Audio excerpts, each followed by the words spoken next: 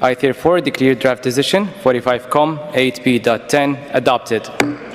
India rejoices and celebrates the inclusion of Shantiniketan on the World Heritage List. Shantiniketan, the home of late Nobel laureate Rabindranath Tagore, has been added to the UNESCO World Heritage Sites list, the world body announced on Sunday. The Indian Express had reported in February that Visva-Bharati University was set to become the first living university which is functioning to get the heritage tag from UNESCO. বিগত 1-1.5 মাস ধরে আমার বন্ধুদের সাথে রীতিমতো plan হচ্ছে যে কবে শান্তিনিকেতন যাব এবং যাওয়াটা উচিত। তো কোনো কারণে সেই শান্তিনিকেতনের ভ্রমণ করার বন্ধুদের সাথে সেটা হয়ে ওঠেনি এবং এটা আমার কপাল বলতে পারো বা কিছু বলতে পারো। আমার বাবা মা এবং আমার বোন, আমার এক মামা সবার সাথে এক প্ল্যান হয়েছিল, তাদের এক প্ল্যান হয়েছিল যে তারা শান্তিনিকেতন যাবে এবং তারা আমাকে তাদের সাথে যোগদান করার জন্য অনুমতি দেন আর কি। তো সেই সূত্রে শান্তিনিকেতন ঘোরা, তার এক্সপিরিয়েন্স করা এবং একটা ছোট্ট ভিডিও আপনাদের সামনে তুলে ধরা এবং দিস ইজ অল অ্যাবাউট শান্তির খোঁজে শান্তিনিকেতন।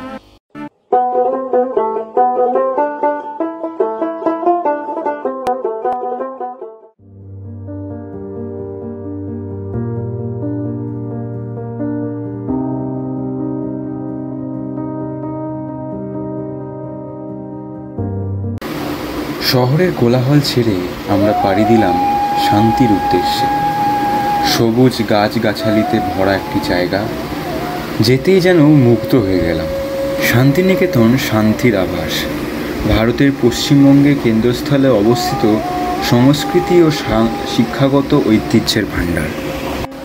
ইলামবাজার শহর থেকে কিছু দূর যেতেই চোখে পড়ে দুদিকে গাছগাছালিতে ভরা এক রাঙামাটির পথ।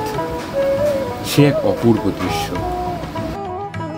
শান্তিনিকেতনে প্রবেশ করার পর প্রথমেই আমরা যাই মিউজিয়াম দেখতে।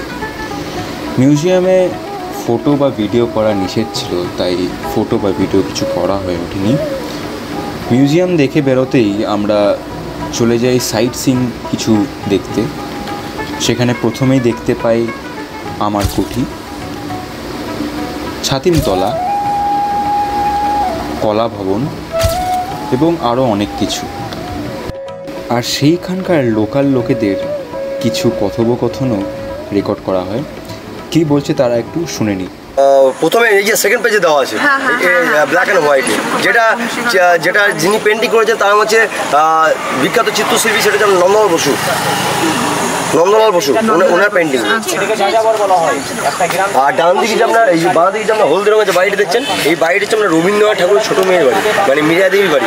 বাড়িটার নাম হচ্ছে মানুষী একটা স্ট্যাডি আছে না, উনি এই জায়গায় লিখেছিলেন। কিন্তু ওনার ছোটো মেয়ে মীরা দেবী, তিনি 21 বছর 7 মাস বয়সে তিনি মারা যান। তখন ওনার টিভি রোগ হয়। ওনার শেষ জীবনটা খুব দুঃখের। ওনার ফ্যামিলি মেম্বার খুব অল্প বয়সে মারা যায়।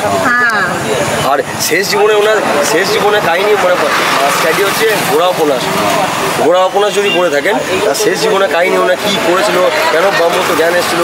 মহর্ষি শান্তিনিকেতন সৃষ্টি করেছে মহর্ষি দেবেন্দ্রনাথ ঠাকুর, ঠিক আছে। মহর্ষি এখানে বলায় উনি রাজা রামমোহন রায়ের কাছ থেকে ব্রাহ্ম ধর্মে দীক্ষিত হয়েছিলেন। তা আগে টাইটেল ছিল কোষারি ব্রাহ্ম, উনি বাংলাদেশ জমিদার করে টাকা করছেন। তবে শেষমেশ সোনাঝুরির কোলাহলে হারিয়ে গেলাম। বাউলের জীবন ও প্রেমের গানে মত্ত হয়ে নেচে উঠলাম আদিবাসীর কোলে।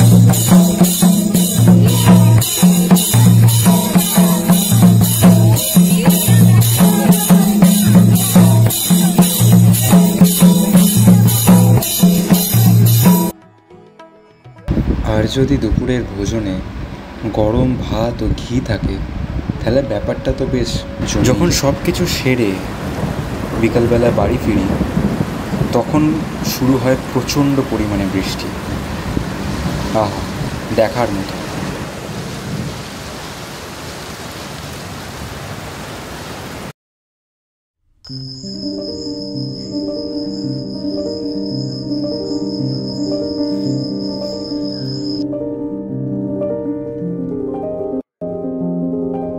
পরের দিন আমরা সকাল সকাল বেরিয়ে পড়লাম কঙ্কালীতলার মায়ের পুজো দিতে। কালিকা পুরাণে উল্লিখিত আছে রাজা দক্ষ যজ্ঞের আয়োজন করেছিলেন এবং সেই যজ্ঞে সে তার জামাই শিব ও মেয়ে সতীকে আমন্ত্রণ করেননি। সেই যজ্ঞে সতী উপস্থিত হন এবং স্বামীর নিন্দা সহ্য করতে না পেরে সতী সেখানে দেহত্যাগ করেন। সেই ক্রোধে শিব যজ্ঞ লণ্ডভণ্ড করেন এবং সতীর মৃতদেহকে নিয়ে তাণ্ডব নৃত্য শুরু করেন। সেই তাণ্ডবকে শান্ত করার জন্য ভগবান বিষ্ণু তার সুদর্শন চক্র দিয়ে সতীর দেহ খণ্ড খণ্ড করতে থাকেন এবং সতীর শরীরে অংশ যে যে জায়গায় পতিত হয় সেই জায়গাগুলো পীঠস্থানে পরিণত হয়। সেই 51টি পীঠের শেষ পীঠ হলো এই কঙ্কালীতলা মন্দির। হোটেলে ফিরে খাওয়া দাওয়া করে কিছু আড্ডা গল্প করে আমরা রওনা দিই বাড়ির উদ্দেশ্যে এবং এইভাবে 2 দিনে আমাদের শান্তিনিকেতন ভ্রমণ সমাপ্ত হয়।